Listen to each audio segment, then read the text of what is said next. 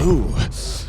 Making video games is tough. Like, to make a really good game, it takes years of development to make sure all the pieces are put together correctly to satisfy gamers. Now, that's why it's always sad when a video game that costs thousands to millions of dollars to make hits the market and fails to reach great heights. So, in today's exploration of r/video games, we're taking a look at this thread. What's a game that almost died immediately after release? And the subreddit was not wrong on some of these titles. Let's take a look.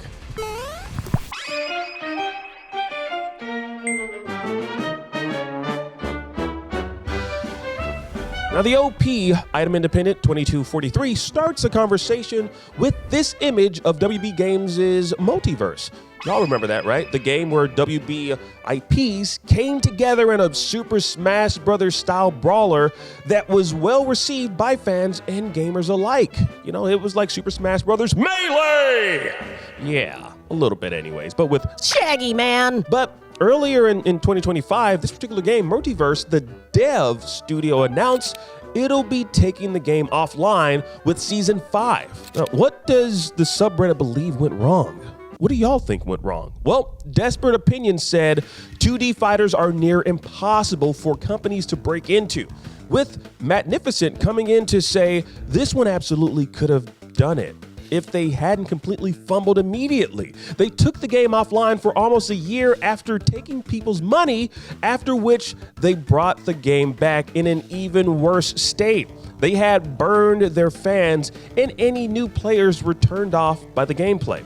Now, this much is very true. As the game hit the scene in beta, then WB Games just took it offline and brought it back after folks forgot about it and thought it was just a fever dream, but in a bit of a worse state than it left us. Also removed a few control options that made the game feel akin to Super Smash Bros. Now, the game felt very much different from its beta.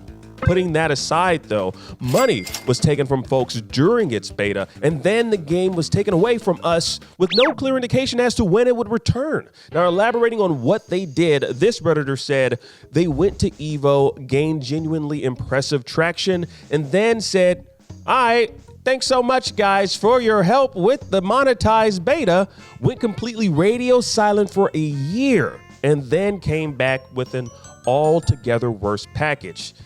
It was sad to see.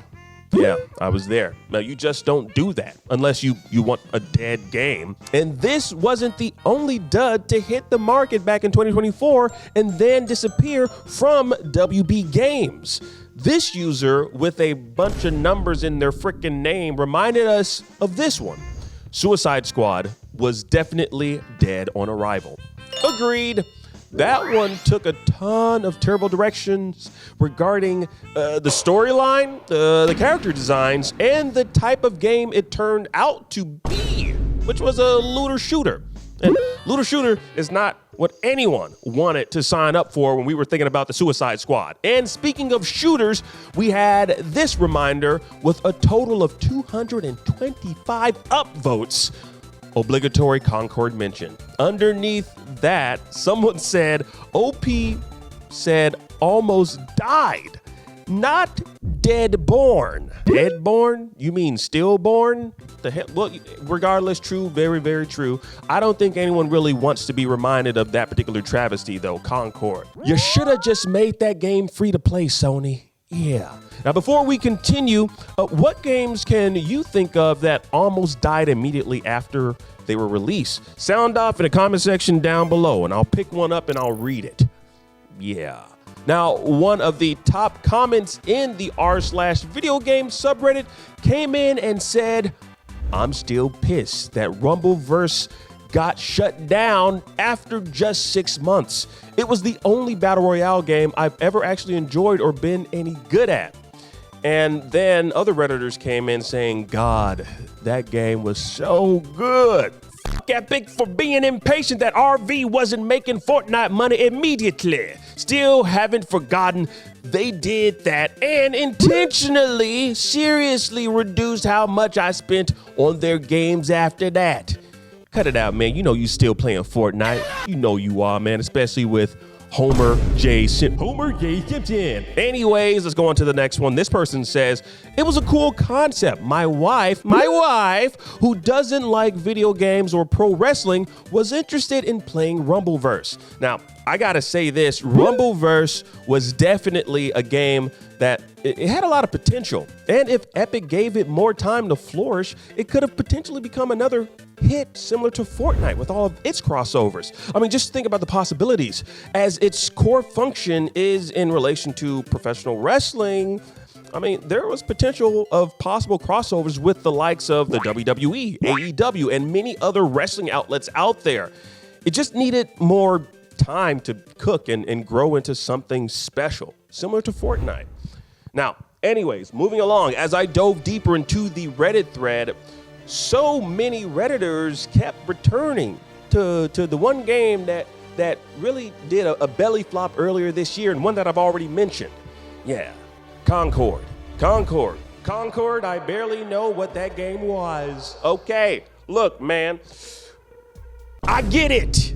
Okay, I talked about it already. Let's just move on, as Sony would like us all to do. And the final one that hit me to the core, see what I did there? Anthem. It was great until the vast majority of regular players hit max level. It had so many good things going for it, and they really fumbled the bag by having the same weapons, just different quality into late game. The end game early on really killed it. Then I hopped back on when I heard there was going to be a big update, only shortly after to hear that it had completely turned into abandonware. And we all hate abandonware. Yep.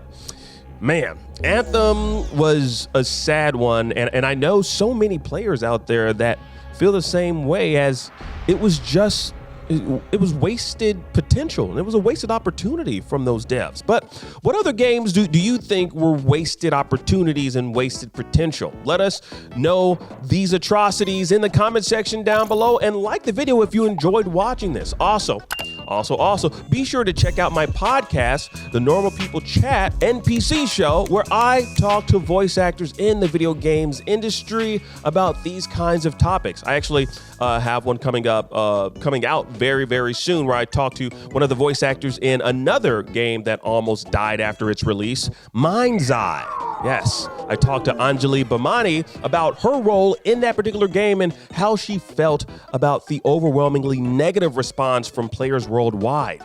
Subscribe to stay informed on when that particular episode drops. You're gonna love it. Trust me. If you want some insight on Mind's Eye from someone who was in the game, you're gonna dig it.